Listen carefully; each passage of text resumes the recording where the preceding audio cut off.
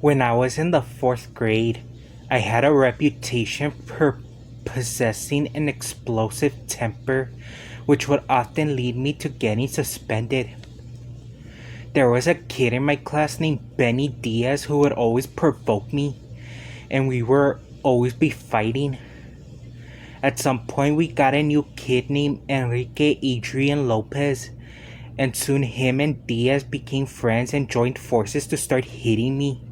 Such as this one time during PE, we were in the yard, and at the time, they were tearing down the old playground and were making a new one, and the site was fenced off. Then one day, Diaz and Lopez grabbed me and threw me to the fence, and other things that are for another story. Anyway, on this day, we went to some lady's classroom. I'm not sure if she was a teacher or what she was, and we had been to that class before. We were sitting in the carpet when Diaz and Lopez were talking shit about me and giggling. So I turned around and I told them to stop. And that lady told me to move somewhere else, as at the time they were teaching us that if someone is bothering you, just walk away. However, I quickly realized that walking away didn't do anything, as sometimes you need to fight.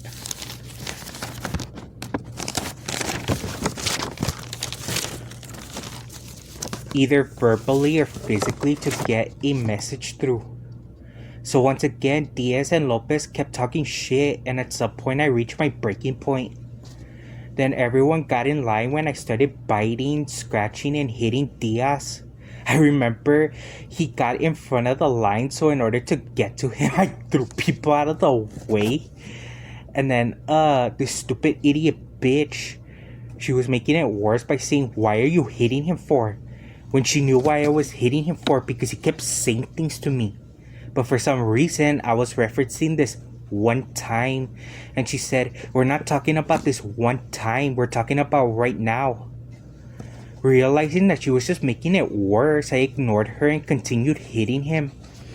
And soon everyone walked away, and I saw Diaz and Lopez laughing it off, and I started trashing that motherfucker up, throwing chairs around, ripping papers in pieces, and flickering the lights, hoping to damage them, and screaming. I remember I yelled, "What the fuck?"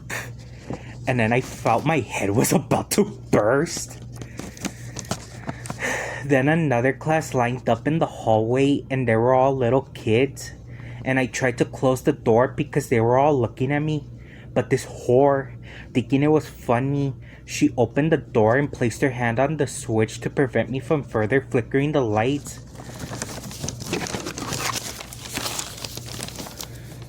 Then the school counselor, Mr. Rincon, and the intern assistant principal, I think her name was Miss Waters, came, and Rincon told me to pick it up, and I was like, fuck no, let this bitch pick it up.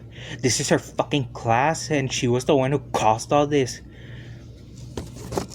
Have her pick it up. She's a bitch. I don't give a fuck. So I got suspended, and then when I came back, this stupid fucking bitch dragged me into her classroom and made me write an apology. And she had it on the board what to say. And even though I followed the instructions perfectly, she wouldn't let me go. And she was just trying to provoke me again so the same shit could happen. But after a while, she let me go.